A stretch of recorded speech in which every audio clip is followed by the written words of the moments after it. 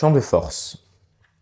Un champ de force est une forme géométrique d'énergie qualifiée de manière constructive qui reprend le schéma d'une vertu divine qu'un ou plusieurs individus souhaitent manifester sur la planète. Des exemples de schémas pouvant être choisis sont la croix de Malte, la lampe de la vérité ou une fleur de lotus. Dès les premiers âges d'or, ces champs de force étaient bien connus des prêtres et prêtresses qui officiaient dans les temples. Ils dédiaient le champ de force à une qualité divine spécifique, telle que la protection ou la santé.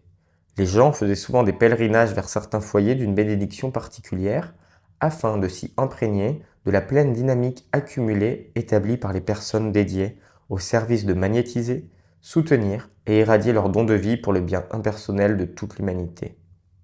Puisque nous entrons à nouveau par les portes de l'âge d'or de la liberté, la Grande Légion ascensionnée s'efforce de stimuler dans le cœur de Sheila le désir d'établir de tels champs de force.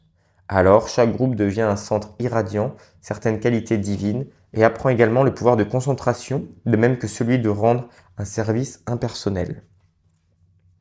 Le but de l'établissement de tels champs de force est de magnétiser et soutenir certaines qualités divines afin qu'elles soient toujours disponibles pour l'usage de la Grande Légion ascensionnée.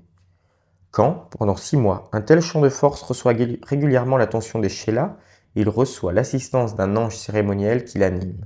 Ainsi, les maîtres peuvent utiliser le champ de force longtemps après que le groupe a fini son service. Au sujet des champs de force, les maîtres ont dit « Les sanctuaires et les petites salles dédiées sont des conduits par lesquels nous pouvons déverser notre essence concentrée pour bénir une ville, une nation, la terre entière. » Pourquoi ? Au travers d'un endroit permanent, nous avons un accès constant à un champ de force et nous pouvons l'utiliser comme vous créez une braise et souffler une flamme. Vous devez avoir la braise ou l'étincelle pour obtenir la flamme.